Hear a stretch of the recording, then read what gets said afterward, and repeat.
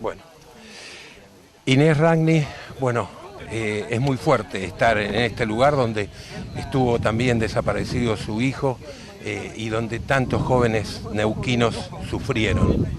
Sí, es como decís vos, es muy fuerte, pero nosotros también somos fuertes para venir a señalar el lugar donde estuvieron nuestros hijos.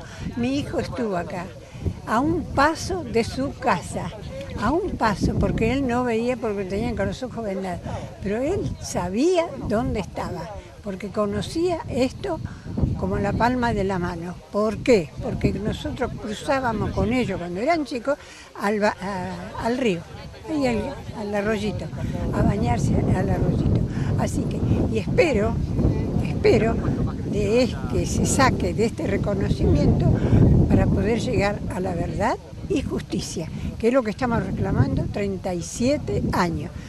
Si no se saca nada en limpio, seguiremos otros 37, otros 20, no sé, lo que nos den las cuerdas, pero vamos a seguir en la calle reclamando verdad y justicia. Y reclamando esto casi a 40 años, ustedes reafirman que siguen pidiendo justicia. Así es, verdad y justicia. ¿Por qué? Porque esto fue un genocidio, no fue por casualidad. No fue por casualidad que cómo caían los jóvenes acá. Entonces esto se tiene que aclarar. Se tendría que haber aclarado en el momento, porque cada persona que se llevaba la debían haber llevado a la justicia a ver qué hicieron. Y eso no lo hicieron nunca, con nadie.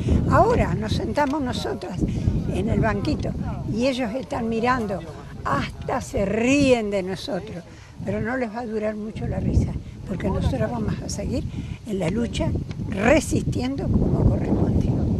Ivana Dal Bianco, bueno, ¿qué significa esto dentro del marco del juicio de la Escuelita 3? Una muestra más de que la prueba para condenar a los genocidas la aportan los sobrevivientes, los familiares, que el Estado poco y nada hace, que no abre los archivos de la dictadura y que son los sobrevivientes, con lo que les significa volver al lugar de tortura, al lugar de secuestro, al lugar donde han desaparecido sus compañeros, donde han sufrido los peores horrores que uno se pueda imaginar, los que tienen que revivir eso para poder aportar la prueba para condenar a los genocidas. Una valentía enorme de parte de los compañeros y compañeras. Obviamente son cosas que emocionan, que conmueven, que nos dan fuerza para seguir diciendo que queremos cárcel común para todos los genocidas, que no queremos más condenas folclóricas, que queremos que vayan a una cárcel común. Estamos hartos de que se haga todo este esfuerzo con lo que significa el aporte de las víctimas para que después sigan en cómodas prisiones domiciliarias. Me parece que la pelea concreta en este juicio es que se condene a todos los genocidas a una cárcel común. Oscar Ragni, el compañero de Inés y el padre de Oscarcito, nos decía hace un rato de que el juez Rivarola había pedido que esto no se toque y los militares lo destruyeron. Con todo, la memoria sigue estando acá. La memoria está acá, la memoria la aportan las víctimas, los sobrevivientes, los familiares, y los militares y sus cómplices siguen impunes. Uno de los que ordenó y los que recibió en su momento y los echó a la Comisión de Derechos Humanos cuando vinieron a hacer el reconocimiento no fue nada más ni nada menos que Luis María Fernández. Hoy está cobrando una jubilación de privilegio por haber sido juez en la Cámara Penal Provincial, ¿no? Entonces me parece que estas cosas hay que seguir diciéndolas porque la impunidad continúa, no nos conformamos con 2 o 3 genocidas en sus casas. Nosotros queremos que vayan todos presos a cárcel común porque esto no pudo funcionar y lo estamos viendo y vivenciando, la cercanía, digamos, del batallón y todo, no pudo funcionar si no hubo una verdadera complicidad, si no hubo un verdadero entramado y un engranaje donde cada uno de ellos fue parte muy importante y clave en el genocidio. Finalmente, Inés, ustedes han sido la primer filial de las Madres de Plaza de Mayo en el interior, fue el primer lugar junto con Jaime de Nevares que puso el grito en el cielo diciendo hay desaparecidos en la Patagonia, en Neuquén, en el país. Bueno, ¿qué significa eso casi 40 años después? Ay, don Jaime nos está viendo desde arriba y él siempre apoyó desde el año 75 que inauguró la primer filial de la Asamblea Permanente por los Derechos Humanos, que era donde concurríamos todos los familiares, todos los que hoy están acá, íbamos ahí el día martes a la noche a reunirnos con Monseñor de Nevares, que era el que nos daba esa fuerza para que no nos quedáramos con las lágrimas y bueno, y esperando lo que ellos nos decían, espere señora que va a volver, espere señora que va a volver. Querían que nos quedáramos en nuestra casa y no fue así, porque la fuerza que nos dio Jaime y nos sigue dando desde el cielo, porque estoy segura que está en el cielo, nos sigue dando fuerza para seguir resistiendo. Claro. No hablen. David Lugones, ¿qué es lo que estamos viendo? ¿Qué son esos restos? Son las paredes de lo que estaba la escuelita y cuando la destruyeron en el año 85, a pesar de que la justicia había declarado no innovar, el auditor del ejército ordenó destruirla, pero quedó las paredes, y esto es muy claro, digamos, nosotros sentíamos que era un lugar muy fresco en pleno verano y nos llamaba mucho la atención porque era muy importante la diferencia de temperatura, y entonces imaginábamos un lugar de paredes muy anchas.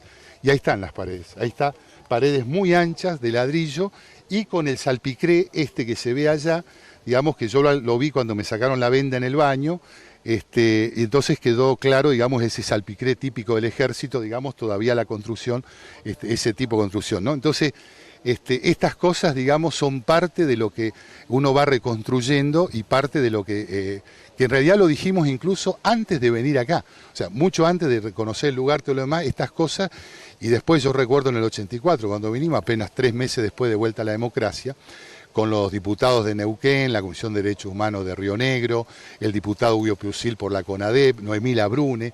Entonces yo recuerdo que una diputada, llorando en el lugar de la escuelita, decía, esto es lo que yo me imaginé cuando ustedes contaban. Porque íbamos dando cada uno datos, en ese momento se veía la torreta en el techo que le habían tapado burdamente, yo reconocí en el baño, habían sacado los caños del lavatorio, de la ducha, digamos, y habían dejado ese hueco característico. Yo había hecho un planito de cómo era el baño y lo vimos ahí, era tal cual, digamos. El lugar del inodoro, habían sacado el inodoro y habían tapado con un poco de cemento y se notaba clarito en el piso. Y después lo más que nos impactaba era el álamo, ¿no? El álamo que todavía está, viejo, caído, han pasado tantos años, hoy han crecido otros alamitos, no había en ese momento. ¿Qué era el álamo? Nosotros cuando estábamos declarando allá en el 84, en un momento alguien dijo, y me golpeaban la cabeza contra un álamo cuando nos llevaban a torturar. Y entonces todos, a mí también. O sea, con los ojos vendados nos sacaban a un lugar al aire libre y cuando venimos acá nos encontramos con que había un álamo, entre donde supuestamente estaba el galpón de Chapa de la Tortura y la escuelita. David, ¿qué edad tenías cuando te trajeron a este campo de concentración? Y yo tenía 20 años recién cumplidos, ¿no? Así que había estado 9 meses preso en La Plata, yo militaba en la JUP en La Plata y en el Centro de Estudiantes, y bueno, y acá estuve y como yo decía recién, lo más, o sea, ¿qué es lo que significa uno para este lugar? Digamos, lo más importante no es quizás para nosotros, sino para los que no están.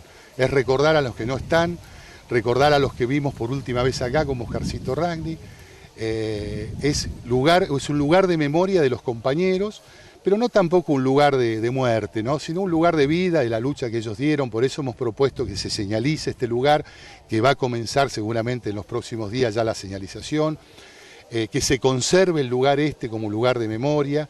Acá está muy cerquita las 127 hectáreas, a 30 metros.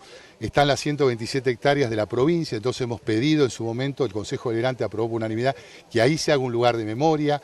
O sea, que se recuerde a los compañeros en este lugar como con su lucha y su vida, digamos. Esto es para mí el significado, para que las nuevas generaciones sepan que aquí en Neuquén también hubo un centro clandestino de detención y también hay desaparecidos, hubo terrorismo de Estado, pero que también recordamos, digamos, la lucha de los compañeros, ¿no? Gracias, David. No, por favor, gracias a ustedes.